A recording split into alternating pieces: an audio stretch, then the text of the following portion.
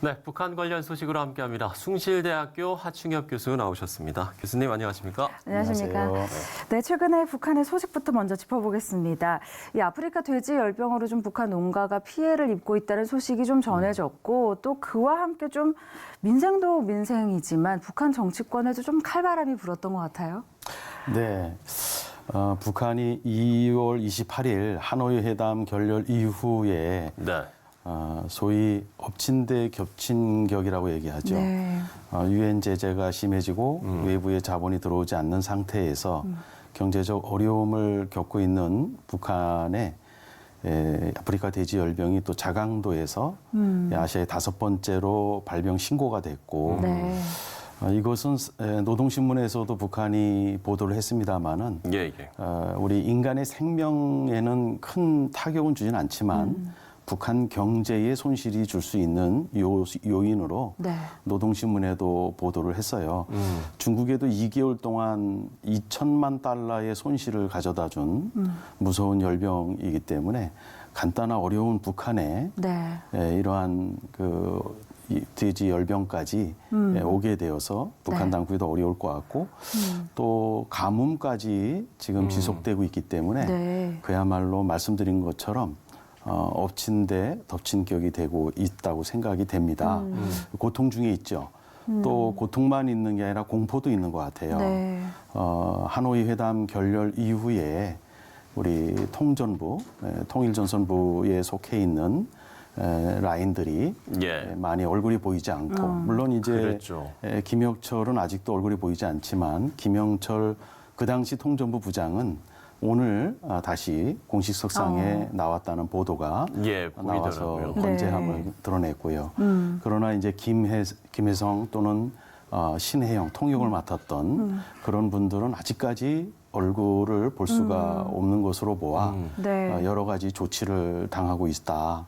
반면에 이제 외무성 라인, 미국의 그 협상을 긍정적으로 보지 않고 김정은 위원장에게 신중하게 접근할 것을 조심스럽게 제안했던 리용호나 최선희 같은 최선희는 분은 오히려 좀 부각되는 그렇습니다. 분위기였죠. 그러한 북한의 아주 희비가 극명하게 갈리는 것을 통해서 매우 관료들이 또다시 공포를 갖게 되는 그러한 네. 것이 북한의 상황이 아닌가 그렇게 생각이 됩니다. 네, 네. 미국 측에서도 지금 북한의 이런 집단 숙청설에 대해서 사실관계를 확인하고 있다고 하는데 일단은 네. 좀 지켜봐야 될 것 네. 같고요. 그런가 하면 그동안 김정은 위원장이 잠잠했었는데 이제 공식적인 또 행보가 또 나왔습니다. 어떤 의미일까요? 우리 시청자들도 기억하시는 분이 있겠습니다만 4월에 최고인민회의 때에 네. 그 북한의 총리가 박봉주 총리가 바뀌고 김재룡 신임 총리가 발탁이 되면서 이것에 대한 해석이 나왔었습니다. 이 김재룡은 자강도 당 위원장을 맡았기 때문에 그 당시 자강도는 지금도 그렇지만요. 북한의 군수가 다 몰려있는 많은 군수가 몰려있는 자강도거든요. 예. 그러니까 거기에 당위원장을 총리로 앉힌 것은 군수를 민수로 돌리는 인사 조치다 이렇게 해석이 나왔었습니다. 외부에 자본이 들어오지 않으니까 네. 또 인민 생활은 어려워지니까 그러면 군수에 있는 걸 민수로 돌리는 그러한 인사다 했는데 요즘에 김정은 위원장이 한동안 안 나타나다가 자강도에서 나타났어요. 네. 자강도의 군수 공장들을 네. 시찰하는 것에서 나왔죠. 그리고 이제 평남 또 군수 공장에서 시찰하는 것이 나왔습니다. 이것은 곧 군수를 민수로 돌리는 그러한 행보라고 해석이 나왔고요. 네. 이것은 예견된 대로 하노이 회담 이후 북한의 내부의 경제에 인민 생활에 많은 어려움을 겪고 불안 요인이 증폭되고 있다는 것을 네. 반증하는 그러한 행보라고 해석을 할 수가 있겠습니다. 또 그런가 하면은 북한 미사일 문제 관련해서 미국에서는 계속해서 좀 엇박자가 나오고 있는 것 같아요. 트럼프 대통령과 정부 인사들이 계속 엇박자가 나오고 있는데 이런 문제는 좀 어떻게 풀어가야 될까요? 저는 허드슨 연구소에서 나온 분석이 일리가 있다 이렇게 생각이 됩니다. 예. 미국은 북한의 비핵화라는 전략은 불변하고 흔들림이 없습니다.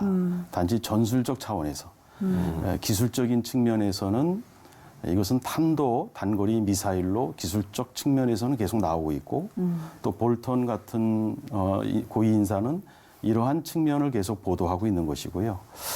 트럼프 대통령은 외교적 측면에서 김정은 위원장에게 기회를 주고 있는 그러한 전술적 미국의 그 모습이라고 생각을 합니다. 네. 허드슨 연구소에서 나온 것처럼 착한 경찰, 나쁜 경찰로 한쪽은 때리고 한쪽은 지켜세우고 이러한 것은 전술적 외교지 네. 전략, 미국이 갖고 있는 북한의 비핵화의 전략의 수정이 엇박자를 놓는 건 아니고 네네. 전술적 역할 분담이라고 해석해야 바람직할 것 같습니다. 네. 그러니까 이게 엇박자인지 의도적인지 이런 부분들도 저희가 좀 생각을 해봐야 될 것 그렇네요. 같습니다. 네.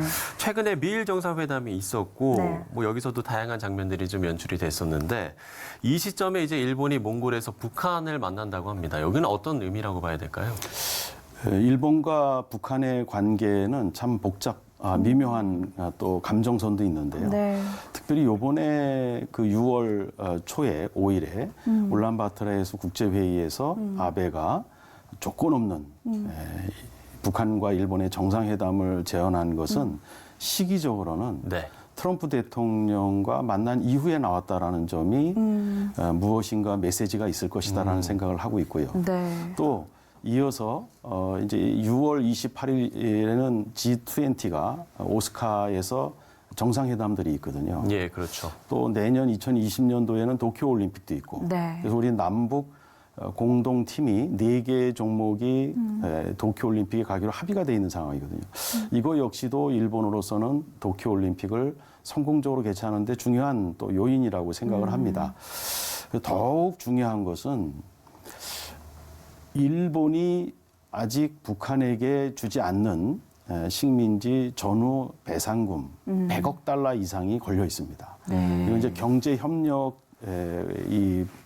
풀이해서 네. 지원하게 되는 것인데 이것은 일본에 있는 그 군수업체나 또는 건설업체들이 이 경제를 통해서 북한의 시장으로 확대하려고 하는 일본 기업들과 또 북한으로서는 지금 제재가 강화되는 이때에 아베와 트럼프의 만남 이후에 이렇게 정상회담을 제안하는 것을 볼 때 북한으로서도 지금 여러 가지의 전술적 지금 카드를 지금 다루고 있다. 이렇게 관측되는 것으로 예상을 할 수가 있습니다. 그래서 이것은 저희들이 계속 주지해 봐야 되고요. 우리나라도 일본의 식민지 또 전후 배상금을 받아서 산업화에 디딤돌이 된 그러한 경력이 있거든요. 네. 이제 북한에도 그러한 것을 지금 고려하고 있지 않겠는가 하는 생각을 해볼 수 있는 대목이라고 생각합니다. 네, 그렇군요. 자, 그런데 그런가 하면 좀 재미있는 조사가 나왔어요. 북한의 아시아 파워 지수가 16이다라는 그런 조사 결과인데 좀 북한의 외교력이 상승했다? 뭐 어떻게 좀 봐야 그렇죠. 될까요? 예, 그 호주에서 발행하는 매년 그 아시아 파워 인덱스라는 예. 거기에 작년에는 한국이 6위, 또 한국에는 7위였죠 작년에. 그리고 북한이 17위였었고 네.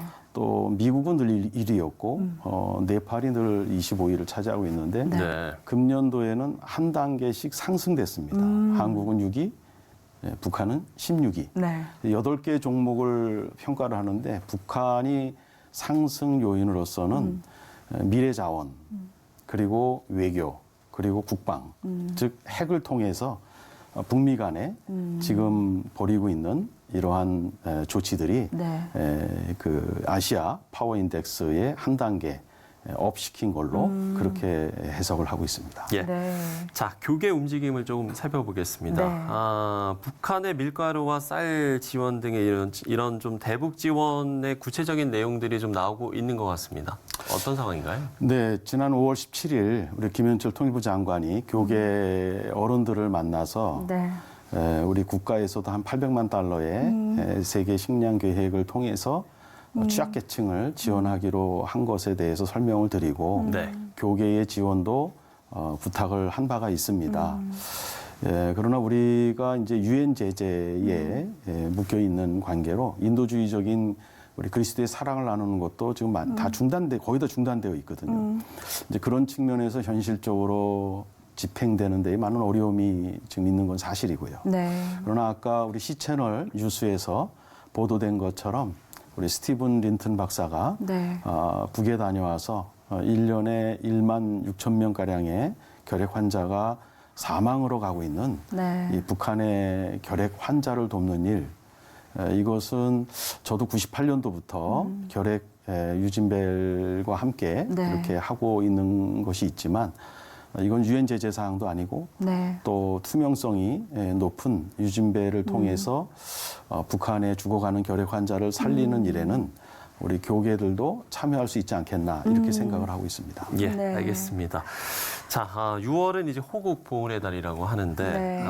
참 뭐 남과 북에 정말 많은 의미를 좀 가진 달이라고 할 수 있을 것 같습니다. 이번 한 달 좀 크리스천으로서 우리가 좀 어떤 삶을 살아야 될 것 같습니다. 네, 지금 사실 한반도 상황이 교착생태라고 하는 이야기는 네. 김정은도 트럼프도 어떤 정책을 내놓을지 지금 누구도 예측을 못하는 상태를 말합니다. 여기에서 우리 한국교회 그리스도인들이 이 C채널을 보는 그리스도인들이 주목해야 될 것은 남북이 하나 되는 통일은 네. 상승 운동이 아니라 하강 운동이다.